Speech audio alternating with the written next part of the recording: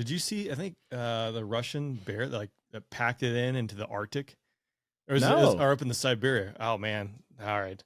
While you tell a story, I'm gonna start Googling to see if I can find this thing, because these guys are landing. It's like whiteout conditions. Hard landing. The thing snaps in half. Fireball careens down like the Siberian tundra here. Were they doing like a ice field landing or runway or what was it? Ice or snow. Like that's the only thing I can assume is obviously they operate in the Arctic all the time. And then, if we look at maybe where potential threats might come from one day, like exercising up in there, I don't know. Oh, the Arctic's crazy. I did a piece on that in the newsletter a month ago, and I was doing some research and I was like, oh my God, like there's a lot of stuff going on up there. Turns out it's actually important. If the globe, if the map was projected differently, we might have a different view of perspective of how important the Arctic is. Have you ever seen like a polar map of it, and you see Canada and Russia, and there's like this circle of water between the two of them, and there's like $2 trillion of like rare earth metal, on the ocean floor. It's like the first people who can get there are going to win, right? Yeah, well, when you look at most maps, like, this is nothing to worry about. We're so far away, et cetera, et cetera. I'm see. All right, unless you're like a flat earther, and then you just get to the end of the page, and like, well, I guess we're safe, Nothing to see or worry about here. Nothing to see here. All right. Did you find it? I want to bring up I did. Let me get my skills going here. It was not a bear. I do apologize. It's backfire. So let's see. I assume you can see that. Yeah.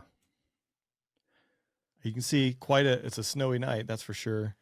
Oh yeah. Some vegetation.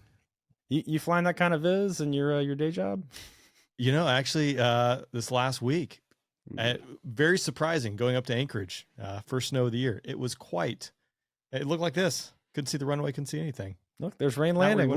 Look. Yeah. Welcome aboard. Oh my God.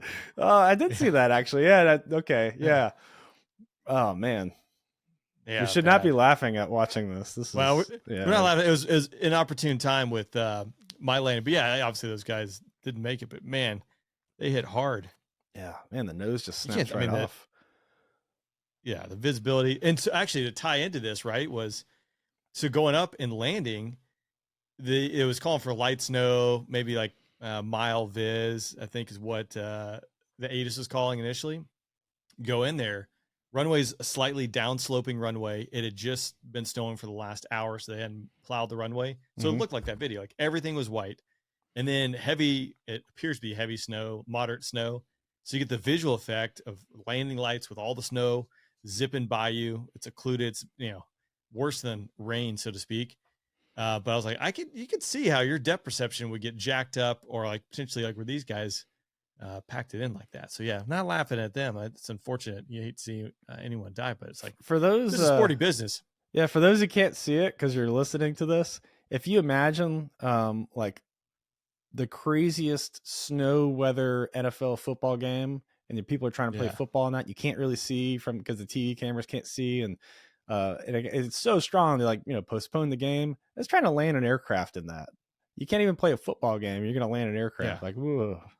No, thanks. I don't know. It'd be tough to tell what the distance is there, but because you can kind of see like maybe a marker. I don't know. It's not good viz, and everything is white. Like everything is white in that image there. So not really. Yeah, I mean it's whiteout conditions. Like the sky is white, the ground's white, everything's white. Not where you want to be flying a plane.